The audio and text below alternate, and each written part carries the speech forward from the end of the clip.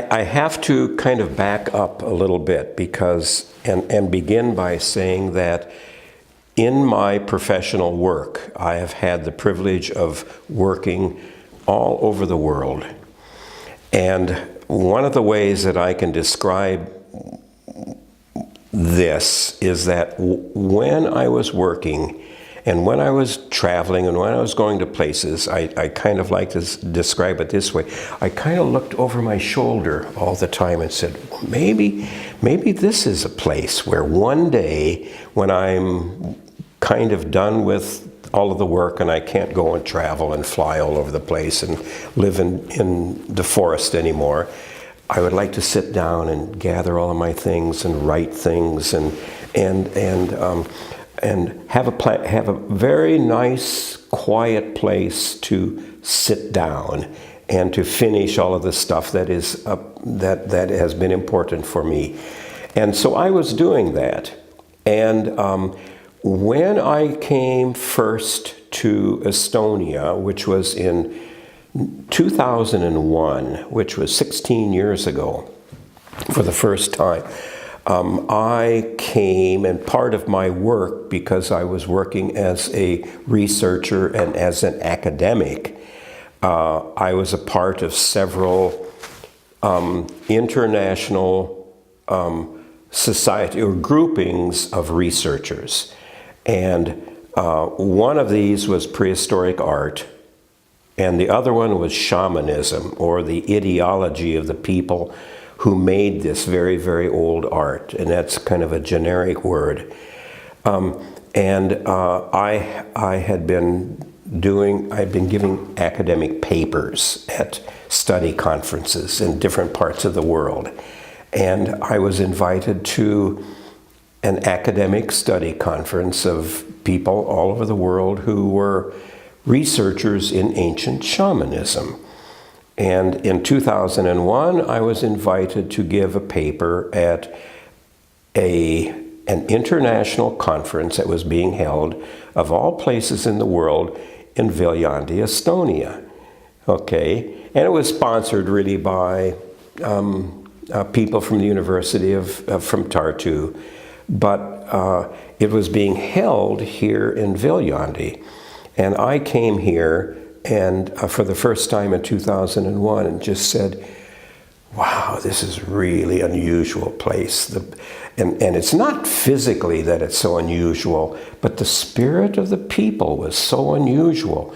And I didn't have a lot of opportunity to talk to local people, but I had opportunity to do that. As a matter of fact, the friends that I made in Viljandi, on that trip, I still have now here in Viljandi.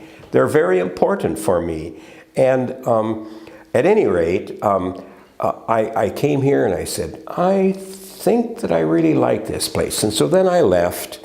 And I went to the Hermitage for the first time in St. Petersburg from here, and came back over Helsinki, and finally went back to the US. But the next summer, I was giving a paper in my other discipline, which was prehistoric art. And this international conference was being held in Skopje, Macedonia. So I went to Skopje, Macedonia. And then I traveled in that area in Greece and in Serbia and in the Balkan region, and finally made my way back to London. And when I was in London, I stopped and I said, you know what? I'm not ready to go home yet. And so I went to the ticket counter in the airport in London and took a ticket to Vilnius, Lithuania. And I flew to Vilnius, and then I got on a train and I went to Riga, and then I got on a bus and I came to Tallinn, and then I got on a bus and came back down to Viljandi. And I said, there's something about this place that really is tugging on my heart, and I don't know for sure what it is. To make a long story short, I was here for about 8 or 10 days that time, and I bought an old house in a little village right south of here, between Heimtali and Abia, in a little village called Uakariste. And I saw it on a Saturday, and by Wednesday noon, I owned it free and clear. And then I phoned home to my kids and said, guess what I just did? I bought a house on the other side of the world.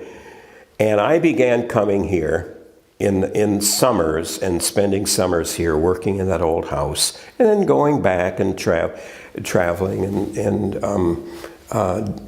doing my regular work in the rest of the year.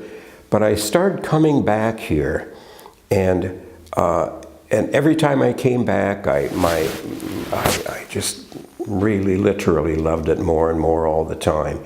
And I was living in this little village of Mulgi village, and found that these people that sometimes Estonians kind of say, oh, they're mulks. Oh, what do you know about the mulks? A little language of their own.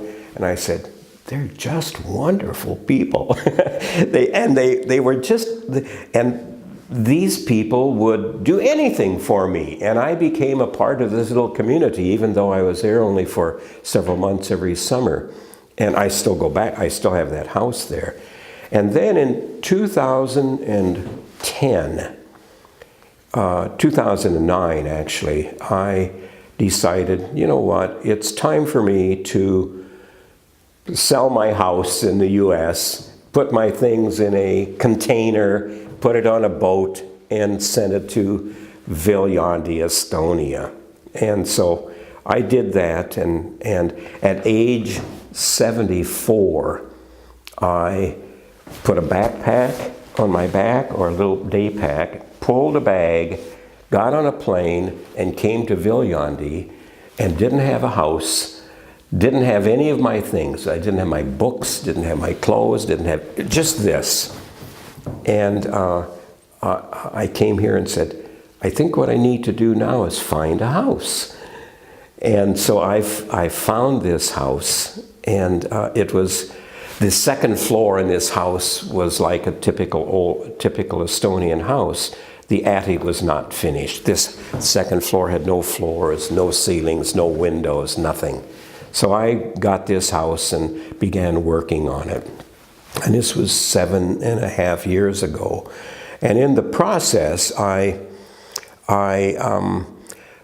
wanted to find a house where I could do what I wanted to do for this kind of this end part of my life, because I'm getting old. And you say, well, what is that? Well, and everybody where I came from in Colorado said, why are you doing that?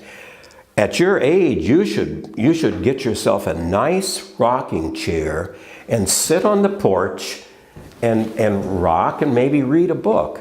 And I says, and wait? What should I wait for? And nobody wanted to tell me that, right? What should I wait for? And I said, no, I think I'll just kind of start over again. And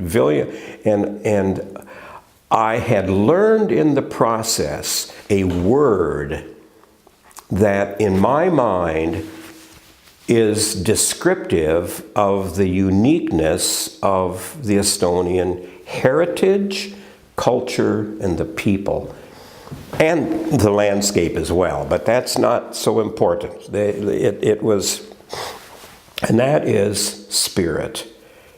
And you say, well, what is this about? Well, Estonians have a kind of spirit. And I said, is that spirit religious? And he said, no. And finally I said, I think I will try to understand what this means. And I think that I'm getting a little closer all the time to what Estonians may mean when they say spirit. And I think that it is very simple, because it just means their self-identity, who they are. Who are we? What is it that you have that is really, really beautiful? I can say to and they say, well, we don't know how to call it other than it's our spirit, you know? And so I said, that is, I'm going to come here and I'm going to live in a neighborhood where there is spirit. And this is not religious, and it's not woo-woo esoteric. This is just plain kindness and taking care of each other and generosity and friendship. And I said, I'm going to live in a community of spirited people, and maybe in the process, I will get some of this myself, because that's really what I'm interested in. And so that's what I'm doing here. That's a long story. I think that I would best say this in terms of the children who come here, from the schools, from the gymnasium, from Jakobsoni over here, from children from Tallinn's English School, from Suuriani, and what has happened is that the children come here, and the children, their eyes get so big, and usually the tradition for little kids is to go, no, I'm not going to ask any questions. I will, this man speaks English, and my English is but not that good, so I won't ask any questions. And they come here, and they bubble over with enthusiasm, and they all have questions. And I tell them the stories, and the children relate to the stories about art more than adults do, and especially more than art historians do. Art historians say, oh, that's a piece of art. They look at it, and then they look at the next one. They look at the next one. They look, but not the children. The children want to know the story. And then I say, well, what about this or what about that? And 9 out of 10 will raise their hands in order to ask another question or answer a question. And I love it when the kids come here. I just think it's really very nice. And but meanwhile, I have an opening here, and typically anywhere from 40 to 60 people come. I had this open a couple of years ago for Museum U night at the museum here in Viljandi. I had over 100 people that came. I mean, that's a lot. This last May for Night at the Museum, I had at least 50, maybe more. The numbers are not so important to me. And people come and they will spend 2 hours here. And I think that that's what's fun for me. Yeah. And I don't get visitors every day. That's not what I get, and that's not what I'm interested in. But when people come, I feel, and I have an awfully nice time talking with them. Yeah. The community has accepted it really very well. Yeah. In 7 years, I have probably done 15. I've had several exhibits at the Urkunst Gallery, a museum in Pärnu. I've had exhibits at the Lina Museum in Tartu. I have had exhibits at Kandis. I've probably, how many, 6 or 7 exhibits or more at Kandis and at the Sakala Gallery. And I'm always putting one together for those. And that has to do with the fact that these museums and galleries discover that there is art here, and also the people that come, that there is art here that is typically not art that is easily found in Estonia. And there's a whole bunch of reasons for that, and we don't have to go into all that. But they can come here and they can see things that's from Tibet, that is from Russia, that is Huicho from Mexico, that is from India, that is from Russia, that is from Polynesia. They're from all over the world. And so people come for that, and some weeks nobody will come, and I go, that's not a problem. I don't mind, you know, and if I'm here, I will welcome people, and if nobody comes, that's not a problem. I'm not going to fault anybody because they don't come, but it's available. It's available. And a good share of this is because at this point in my life, I like doing this. A lot of times people will come and they say, do we put our money in here? And I says, what are you talking about? Well, we have to have a pilot. And I says, no. And they say, really? And I says, if you would sign the guest book, that would be very nice. So it's what I'm saying is that a lot of this has to do with me. It's something that I, at this point in my life, am enjoying very, very much. It's important for me, and I really like sharing it with the people that I have decided by choice, as you suggested before. By choice, I have decided that this is where I'd like to spend the rest of my life. Yeah.